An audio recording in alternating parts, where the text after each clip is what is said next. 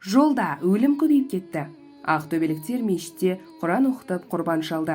Сәлеметсіз бе, шұғыл және маңызды хабарламаларды жіберіп алмау үшін қазір лайк басып, жазылуды ұмытпаңыз. Ақтөбе облысында 7 айда жол көлік оқиғасынан 47 адам қайтыс болып, 400 адам жарақат алған. Жыл басталғалы қара жолда тіркелген көлік апатының саны 300-ге жуықтайды. Жан түршігерлік апаттан сақтануды тілеген ақтөбеліктер ауыл болып ас беріп, Құран оқытып жатыр деп жазады өңірдегі kaz.nur.kz тілшісі.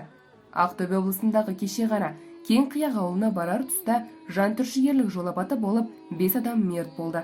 Арасында жасқа толмаған 8 айлық сәби бар. Жолда өлім көбейіп кетті. Өткен аптада бірнеше адам жол апатынан қайтты. Кеше тағы 5 адам жол апатынан көз жұмды. Оның алдында да жол оқиғасына қатысты өлім аз болмады.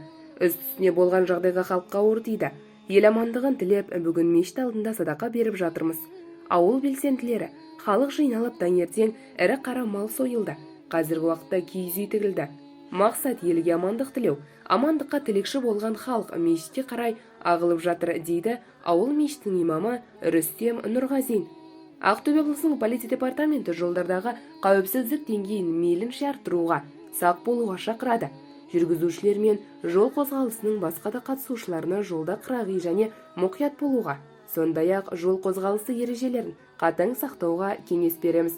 Жылдамдық режимін және маневр жасау ережелерін ескермеу кейде өте ауыр зардаптарға әкеліп соғады деп хабарлайды облыстық полиция департаменті баспасөз қызметі.